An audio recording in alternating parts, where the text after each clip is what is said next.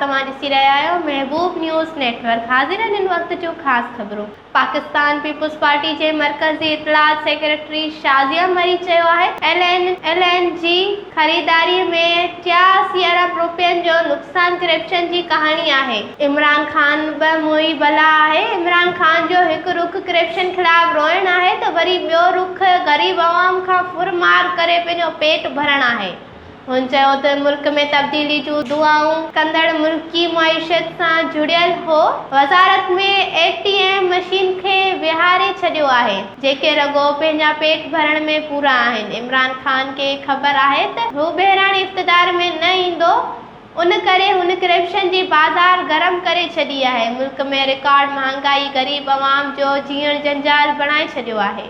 कलोई में गुड पहुंच जे रहवासियुनि जो एहतजाजी मुज़ाहिरो पीरसन मीर मोहम्मद लुंड माई मिठा माई रास्ती रसूल बख्श ऐं ॿियनि घर भातियुनि सख़्त एहतजाज कंदे ॿुधायो त असां पंहिंजे सर्वे ज़मीन में काफ़ी सालनि खां वेठल आहियूं। कुझु बाअसर माण्हू असांजी ज़मीन ते कब्ज़ो करणु चाहिनि था, जिन अॻु में पिण 2 भेरा असां मथां हमला कया आहिनि। हुननि चयो असां 3 ॾींहं अॻु SSP थरपारकर खे दरख़्वास्त पिण ॾिनी आहे, उन बावजूदि तहफ़ुज़ न मिली सघियो आहे।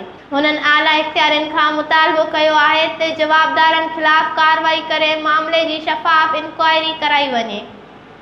लाड़काने में सुई सदरन गैस कंपनी जे बतरफ़ मुलाज़िम एक्शन कमेटी जी सॾ ते 5 ॾींहं बि बहाली लाइ प्रेस क्लब अॻियां एहतजाजी मुज़ाहिरो करे अलामती बुख हड़ताल कई, जिथे हुननि हथनि में बैनर ऐं प्ले कार्ड खणी सख़्त नारेबाज़ी पिण कई। उन मौक़े ते बरतरफ़ मुलाज़िमनि शाहिद हुसैन छॾड़ो, अब्दुल रहीम सुमरो, हाजी जावेद अब्बासी, गुलाम अब्बास बलोच, हुसैन बख्श बलोच, अज़हर अली गोपांग ऐं ॿियनि चयो त पाकिस्तान पीपुल्स पार्टीअ जी 2008 में आयल हुकूमत क़ौमी असेंबली ऐं सेनेट मां सुई गैस समेत मुख़्तलिफ़ वफ़ाक़ी खातनि जे बरतरफ़ मुलाज़िमनि जी बहाली लाइ ऑर्डिनेंस पास कराए हज़ारे मुलाज़िमनि खे बहाल करे छॾियो, जंहिं खां पोइ साल 2012 ईस्वीअ में सुप्रीम कोर्ट ऑफ पाकिस्तान में बहाल थियल मुलाज़िमनि ख़िलाफ़ हिकु पटिशन दाख़िल कराई वई, जंहिं जो फ़ैसिलो 17 अगस्त ते ॿुधाईंदे मुलाज़िमनि खे अॻी पोज़ीशन ते मोकिलण जो हुकुम ॾिनो वियो।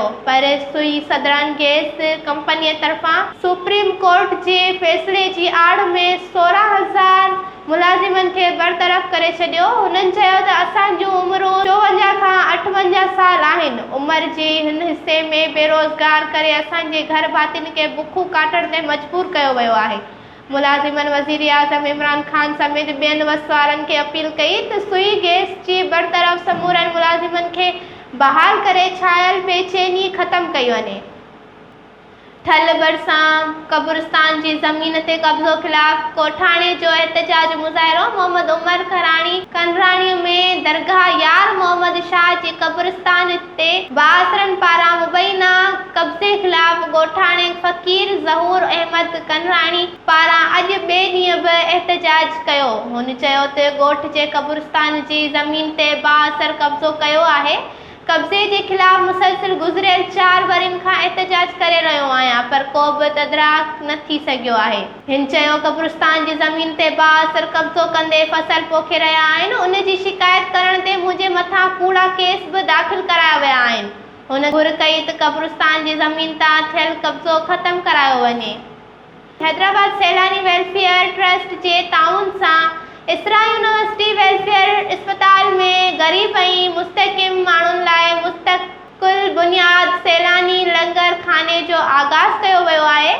सैलानी लंगर जी इफ़्तिताही तक़रीब में सैलानी वेलफेयर जी सरबराह जनाब मौलाना मोहम्मद बशीर फारूक ख़ुसूसी शिरकत कई ऐं सैलानी वेलफेयर ट्रस्ट ऐं इसरा यूनिवर्सिटी जे गॾियल कोशिश सां क़ाइमु कयल लंगर खाने जी जॻह जो दौरो कयो। उन मौक़े ते इसरा यूनिवर्सिटी जे वाइस चांसलर प्रोफेसर डॉक्टर नज़ीर अशरफ लगारी, डॉक्टर अब्दुल सत्तार मेमन, ज़ैद अहमद लगारी, डॉक्टर आसिफ बरनी, इसरा यूनिवर्सिटी अस्पताल जे ॿियनि शोबनि सां तालुक़ रखंदड़ फैकल्टी मेंबर बि मौलाना मोहम्मद बशीर फारूक सां गॾु हुआ। सैलानी लंगर खाने जी इब्तिदाई तक़रीब खे ख़िताब कंदे इसरा यूनिवर्सिटी जे वाइस चांसलर प्रोफेसर डॉक्टर नज़ीर अशरफ जो शुक्रिया अदा कयो ऐं चयो त ज़िंदगी ऐं पैसो अचण वञण जी शइ आहे।